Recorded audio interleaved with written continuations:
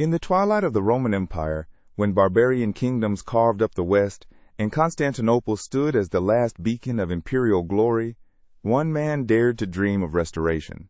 Belisarius, the greatest general of the Byzantine Empire, wielded sword and strategy with such mastery that he nearly succeeded in an impossible task, reuniting the fractured Roman world under a single crown.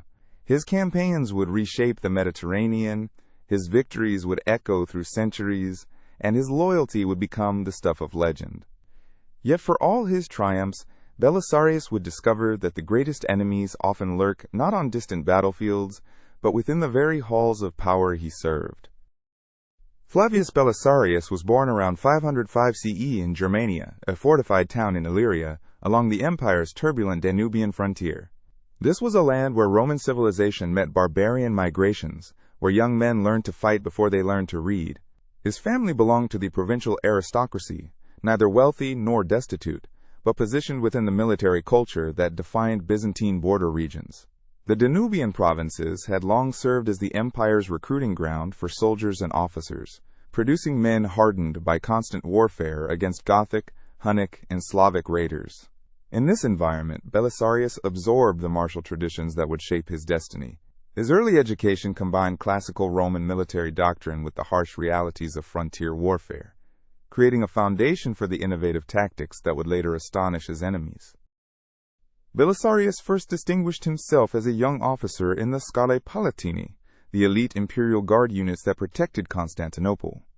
His rise coincided with the reign of Justin I, whose nephew Justinian was already emerging as the power behind the throne. When Justinian became emperor in 527, he recognized in Belisarius a rare combination of tactical brilliance and unwavering loyalty. The young general's first major test came in the Iberian War against Sassanid Persia, where traditional Roman heavy infantry faced the mobile tactics of Persian cataphracts and horse archers. Belisarius revolutionized Byzantine warfare by creating a new tactical synthesis: heavily armored cavalry equipped with both lance and bow, supported by disciplined infantry formations. This innovation, borrowing from Hun and Persian methods while maintaining Roman discipline, would become his signature approach to warfare. The Nika riots of 532 nearly destroyed Justinian's reign and provided Belisarius with his first opportunity to demonstrate absolute loyalty to the imperial throne.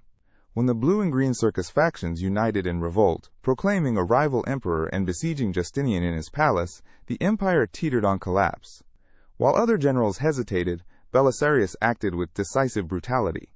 Leading his Bucellarii, his personal retinue of veteran soldiers, into the Hippodrome, where 30,000 rioters had gathered, he orchestrated a massacre that left the stadium floor carpeted with bodies.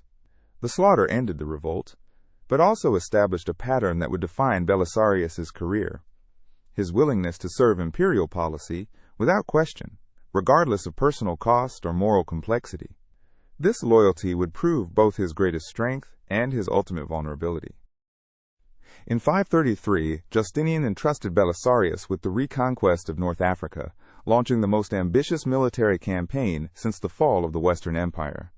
The Vandal kingdom, established a century earlier by Genseric, controlled the province's wealth and commanded the western Mediterranean with a formidable fleet. Against overwhelming odds, Belisarius landed with merely 15,000 men, facing a kingdom that had seemed impregnable. His strategy relied on speed, surprise, and the exploitation of Vandal political divisions. The decisive Battle of Ad Deculum demonstrated his tactical genius. Feigning retreat, he drew the Vandal army into a carefully prepared ambush, then struck with coordinated cavalry charges that shattered enemy morale. Within months, he had captured Carthage, destroyed the Vandal fleet, and restored Roman rule to Africa's fertile coastlands. The campaign's success exceeded all expectations and established Belisarius as the foremost. Flushed with African victory, Justinian immediately deployed Belisarius against the Ostrogothic kingdom in Italy, the prize that would complete Roman restoration in the West. The Italian campaign proved far more challenging than the African expedition.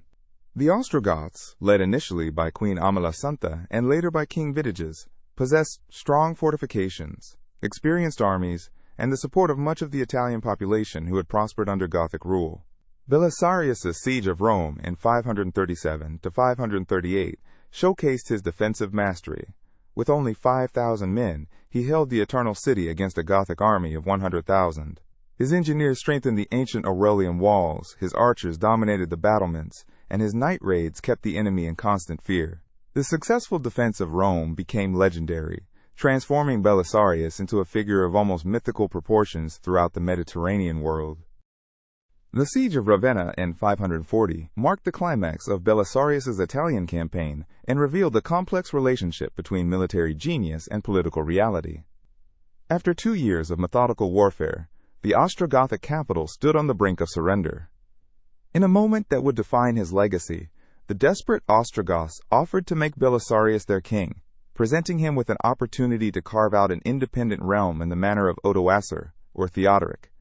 The offer represented ultimate temptation, a crown, a kingdom, and liberation from the suspicious oversight of Constantinople. Yet Belisarius chose loyalty over ambition, accepting the Ostrogothic surrender on behalf of Justinian and sending the Gothic royal treasury to Constantinople. This decision, whether born of genuine devotion or calculated prudence, demonstrated the character that set him apart from the ambitious warlords who typically emerged in times of imperial weakness. Justinian's recall of Belisarius from Italy in 540, at the moment of complete victory, illustrated the emperor's growing paranoia about his general's popularity and success. The official reason involved the renewal of war with Persia, where Sassanid forces had invaded Roman Mesopotamia during Belisarius's absence. Yet the timing suggested deeper concerns about a general whose achievements had begun to overshadow his sovereign. In the east, Belisarius found himself constrained by insufficient resources and conflicting orders from Constantinople. His campaign against the Persian fortress of Nisibis ended in frustration, while his previous conquests in Italy began to unravel under renewed Gothic resistance led by the capable king Totila. The contrast between his earlier autonomy and current restrictions revealed the fundamental tension in the relationship between exceptional military talent and imperial authority. Belisarius's personal life reflected the complexities of his public career, dominated by his marriage to Antonina, a woman whose past and connections would profoundly influence his destiny. Antonina had been an actress and courtesan before their marriage, possessions that placed her outside traditional aristocratic society, but provided valuable connections to Empress Theodora, who shared similar origins. Their relationship was marked by both devotion and discord, as Antonina's political machinations and rumored infidelities created scandals that reached the imperial court. Their daughter Joannina became a pawn in court politics, while Antonina's influence over military appointments and her correspondence with Constantinople often complicated Belisarius's command decisions. Despite these challenges, their marriage endured, perhaps reflecting Belisarius's recognition that Antonina's court connections provided a The general's final Italian campaign from 544 to 549 demonstrated both his enduring tactical brilliance and the limitations imposed by imperial jealousy and resource constraints. Justinian dispatched him with inadequate forces to confront Totila's resurgent Gothic kingdom, which had reconquered most of the peninsula during his absence.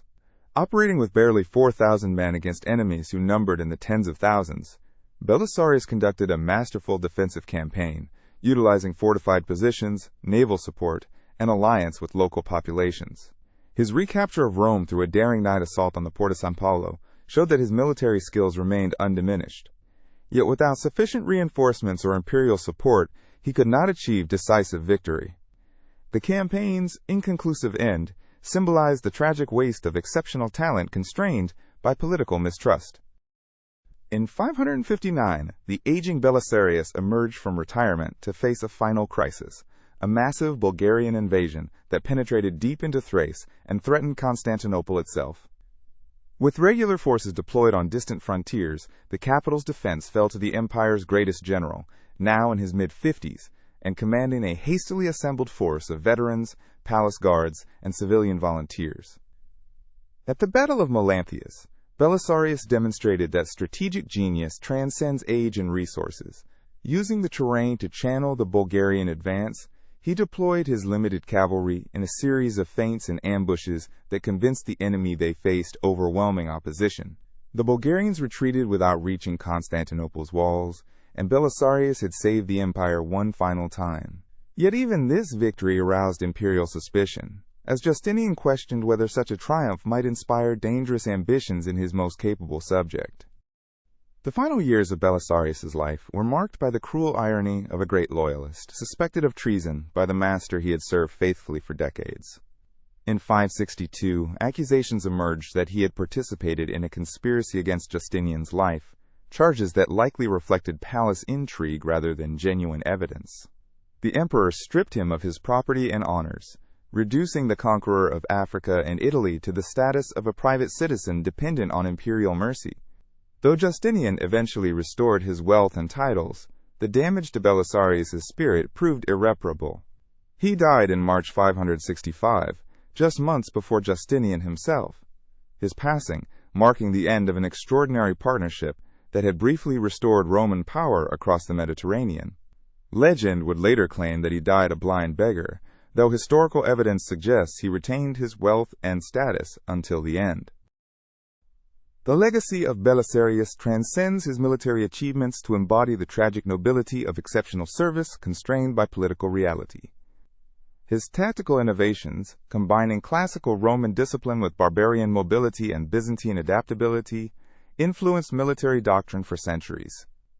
The themes of his career, loyalty tested by suspicion, genius constrained by jealousy, and service rewarded with ingratitude, resonated through literature from Procopius to Robert Graves. His campaigns demonstrated both the possibilities and limitations of imperial restoration, that military brilliance could recover lost provinces, but could not overcome the fundamental political and economic forces that had caused their original loss. In the broader sweep of history, Belisarius represents the last great attempt to resurrect classical antiquity's political unity. Modern historians recognize Belisarius as one of history's finest military tacticians, whose campaigns provide enduring lessons about leadership, innovation, and the relationship between military and political power. His career illuminates the Byzantine Empire's unique position as heir to Rome's imperial tradition while adapting to medieval realities of warfare, diplomacy, and governance. The territories he conquered, from Africa to Italy, would eventually fall to new invaders, yet his example inspired later Byzantine generals who faced Arab, Bulgarian, and Turkish threats. His story serves as a reminder that individual excellence, however extraordinary, cannot permanently reverse historical forces, but can create moments of transcendent achievement that illuminate the possibilities inherent in human courage, skill, and dedication. In Belisarius, the dying classical world produced one final hero, worthy of its greatest traditions.